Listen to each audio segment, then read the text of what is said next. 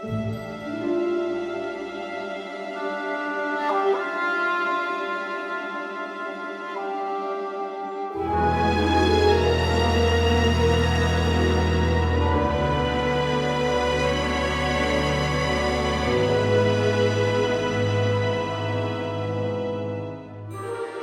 most, the bone-chilling blizzards are reason enough to avoid winter expeditions in the northern mountains of Matysia. But the two young adventurers trekking through the storm are not to be dissuaded. They march through the deathly winds, spurred on by the severity of their mission and the determination and stubbornness of their youth. Unfortunately, their wool cloaks were not meant to withstand so much sustained punishment from the elements. Each step they take is a little harder than the last. Fatine! How much further? I don't know. Just keep going. I don't know if I can. I feel... Rusen? Fatine rushes to her downed companion's side. This is not how an Azure Scale Knight dies. Get up! The elixir... in your pack. She searches her pack until she finds the elixir and pours it into Rusen's mouth. There you go. You're gonna be okay. Hey, am I hallucinating, or is there a light over there? Fatine looks behind her and notices a distinct orange glow through a snowy veil. I see it! Hang in there, Rusen. The whole kingdom is counting on us. You can't die now. Fatine hoists Rusen over her shoulders and carries him towards the glow. Soon she reaches the source of the light, a sturdy, stone brick manor in the middle of the tundra, leaking torchlight out of its windows. But even Fatine cannot endure the tempest for much longer. Balthian, I know you're in there. Help us. Finally, her cold, numbed body gives out, and she falls backwards into the snow. The white storm above her blurs into a black void, and there is a strange feeling of peace.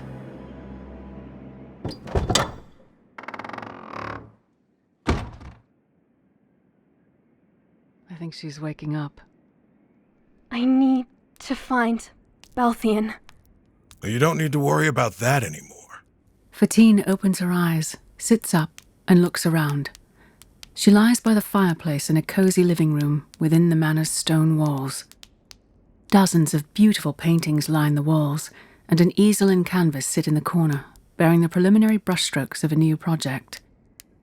A woman on the verge of elderhood sits next to her and holds out a bowl of steaming soup. Drink this. It's good. Very good. Where's Rusen? I'm here. And guess who else? Rusen sits at a nearby dinner table, wrapped in furs and drinking his own soup. Across from him sits a grim-faced, supernaturally healthy man who looks to be in his late 20s.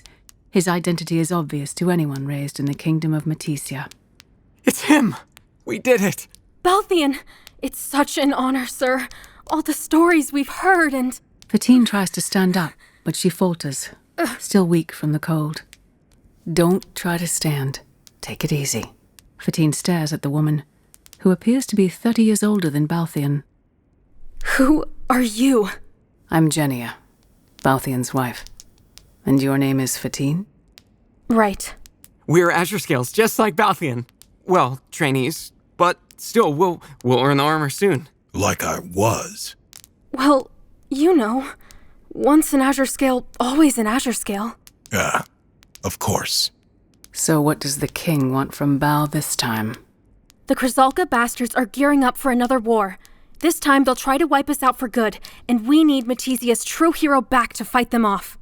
Balthian and Jennia look at each other, and a silent, indecipherable conversation takes place across their faces. I see. The king needs you, right away. Let's go! Fatine, finally back on her feet, heads to the large door at the end of the room. No one follows. She opens the door and finds herself looking out at the furious snowstorm outside. There's no sense trying to leave while the storm still rages. Come on, we almost died out there. Fine. But if it doesn't clear soon, we won't have a choice. Fatine reluctantly closes the door and takes a seat at the table next to Rusen.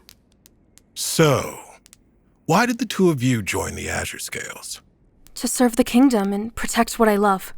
I grew up with stories about your adventures. I wanted to be brave and help people, just like you.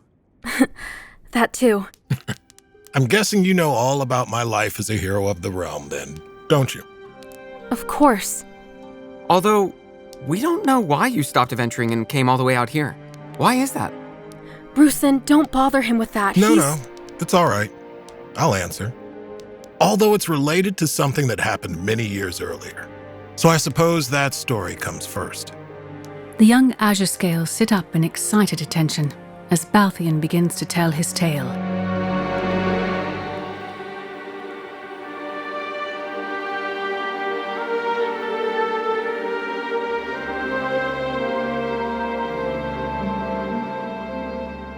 Decades ago, a younger, brasher Balthian rode his horse through the forests of Middle Matysia, looking for a place to rest for the night after a long day of travel.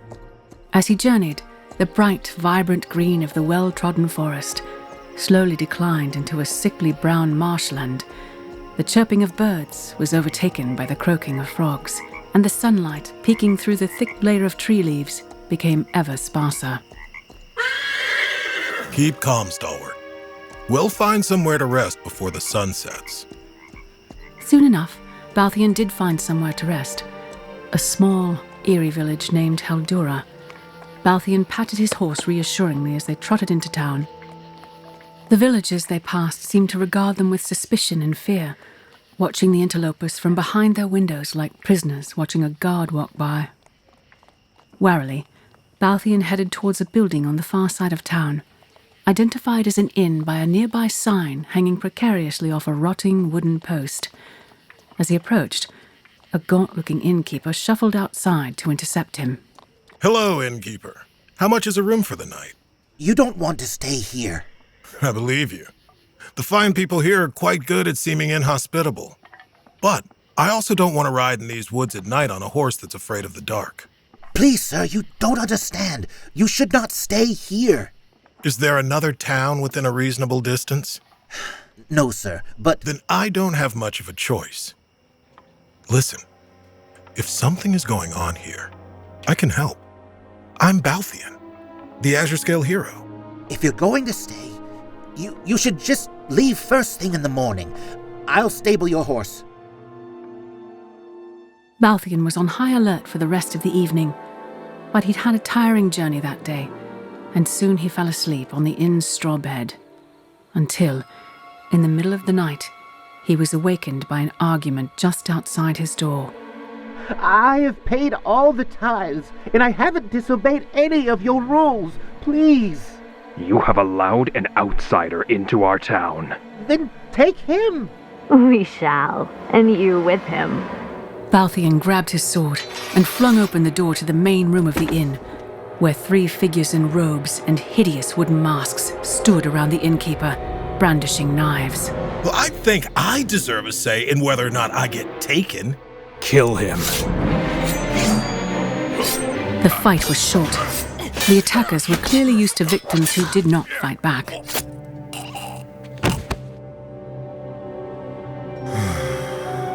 Now, let's try this again. If something is going on here, I can stop it, even though you did just offer up my life. I'm sorry. Save it. Just tell me what's going on. They came a few months ago. They call themselves the Harbingers of Skiak. They did something to the mayor, and he let them take over the whole town. They've been making us hand over one of our own every couple of days. Human sacrifices, I'm sure. Where are these Harbingers staying? They've taken over the mayor's house at the center of town. But if you confront them... I'll be fine. You find somewhere safe to hide until the cultists are gone. Now, if you'll excuse me. You're going now? In the middle of the night? What better time for a friendly visit? Balthian made his way through the midnight-drenched town, holding his sword in one hand and a bright lantern in the other. Soon, he reached the looming black shape in the darkness that was the mayor's house. He entered the building, on alert for any potential ambush. Balthian crept through the empty, candlelit foyer. The cultists had clearly not been good houseguests. Furniture was overturned and broken, and the walls were covered in slashes and scrapes. At the end of the hall, he could see light emanating from the bottom of a short, U-shaped staircase. Balthian advanced down the stairs, gripping his sword even tighter. The voice of a crazed woman bounced off the stone walls of the basement, and as the hero continued his descent, the words began to take shape into something understandable as language, if still incomprehensible in meaning. And Skiak shall return in their new body to cleanse this world. With each kill, they shall grow, and when there is nothing left to eat, they shall shatter the sky and release the waters above to wash away the world. Balthian reached the bottom of the stairs and found himself greeted by a disturbing display. 15 or so harbingers were gathered, listening to a gold-masked woman sermonize from an elevated stone floor at the back of the room. As she spoke, she frequently gestured towards a grotesque project. Several corpses stitched together into the vague shape of a person's upper body. By the woman's other side, a man in tattered clothes sat in a chair, slumped over and blank-eyed, like a marionette that had been set down. Who approaches? The group of cultists turned to face Balthian and drew their knives. I'm Balthian. I take it you're the one leading this horror show? I am the Chantress, speaker of the word of Skiak and leader of the Harbingers. And you are the unwelcome newcomer. I'm only slightly newer and much less unwelcome than you. That man in the chair is the mayor, right? Not for much longer. Soon he shall join Skiak's body along with the rest of his town, and the god of endings shall rise. Yeah, I heard your speech. Well spoken. But I'd prefer if the world wasn't eaten by a god made out of dead people. Would you thwart the will of a god? Yeah. Take him, Harbingers, so he may be sacrificed to become one with Skiak. The cultists advanced. Though they were poorly armed and unskilled, they were numerous enough to overwhelm Balthian. The hero backed up into the staircase, where the cultists could not surround him and only a few could attack him at a time. There, he cut down half of them before the remaining 7 backed away. You are skilled in the ways of murder, outsider. You shall serve Skiak well. The Chantress began contorting her hands into a series of signs, and Balthian began to feel his very soul tug at him, trying to burst out of his chest and rush towards the cult leader. Balthian picked up his lantern, gripped his sword, and charged into the basement. With his spirit weakening under the Chantress's assault, he was forced to push through the cultist attacks. Gritting his teeth and ignoring the pain, Balthian focused all his energy on the Chantress and hurled his lantern at her. The lantern burst against the Chantress, and her robes were instantly engulfed in flames. Screaming, the Chantress fell back into her corpse golem, and the ointment that had been used to consecrate the morbid sculpture ignited. The Harbingers watched in shock as their leader burned to death. And Balthian breathed a sigh of relief as his full vitality returned. Run! Run! The cultists dropped their knives and broke into a run up the stairs. Then the mayor jolted upright, awakening for the first time in weeks. What the... What's happening? The Harbingers of Skiak took over your town. And your mind, it looks like. Oh, gods. I don't remember any of that. Don't worry. I took care of everything. Oh, the fire. We should put out the... I think we should let those bodies burn a little bit longer. Just to be sure. Balthian remained in Haldura for 2 weeks. He helped them properly deal with the dead and get back on their feet, and also enjoyed their adoring thanks and a free stay at the inn. Finally, when he decided he had done all he could, he mounted his horse and prepared to resume his original journey. Is there anything else we can do to thank you? Just make sure Haldura recovers and prospers. Oh, don't worry about that. This place was a wonderful village before, and thanks to you, it will be again. It would be decades before Balthian found himself back in Heldura. Older and wiser, though one would not know just by looking at him, Balthian found himself traveling the familiar road and decided to visit the village he had once helped. While he was no longer so eager to be showered with praise, he was looking forward to seeing how the town had thrived since he had saved it from certain doom. He was not prepared for what he saw when he arrived. No. The once populated town was now little more than a collection of shattered ruins. Balthian numbly dismounted his horse and began wandering through the wrecked village until he came upon a stranger in a rusted iron breastplate digging through what was once the town trader's house. What happened here? Bandit raid, couple months back. I was just hoping they left something behind. And the people? No idea. If anyone survived, they're long gone. So, as far as I'm concerned, taking their stuff is fair game. You got a problem with that? No. Right. If that's all you need, I got about 2 more houses to pick through. As Balthian surveyed the ruins, his mind kept conjuring the images of the peaceful, happy village that he had left behind. After all that had happened, all the hard work of defeating the Harbingers and helping the town rebuild, it had all been for nothing. Balthian got on his horse and rode away, feeling lost and confused and broken.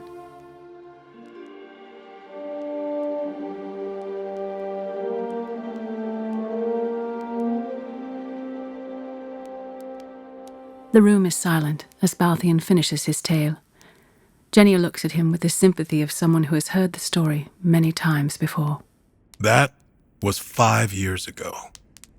I've been a hero for so long, but I've never seen my work to help people undone like that. I felt like I had spent my life pushing dozens of boulders up mountains. And for the first time, I looked back and saw one of them rolling back down to the bottom. And all the rest looked like they were teetering on the edge. And I couldn't bear to see them fall too. I had to stop. So ever since then, I've been here. Not the type of story they'd tell to inspire trainees, huh? You never even looked for the bandits? I did hunt them down. But it didn't feel like I'd really done anything. There were other bandit groups, more towns that would be raided. And after realizing that this was probably far from the only one of my stories that has a different ending now, like I said, I had to stop. You still made a difference by helping them, just like you've helped all of the kingdom. I know. And I'm glad I could give Heldura some years of peace. But that doesn't make it easier to deal with all that changing. The two of you should remember this when you're full Azure Scales. We'll never be up to your level, sir. You did say you wanted to be like me, didn't you? The storm is still going. Maybe you'd like to hear more stories. You want us to sit here doing nothing while the rest of the kingdom is getting ready for war? What else can you do? Think of it as a learning opportunity. I'm sure I've lessons that your trainers never even learned themselves. Come on, Fatine. When else would we get the chance to hear tales from the greatest hero who's ever lived? Fatine slowly nods. Balthian smiles, and the four prepare for a long night of stories while the storm rages outside.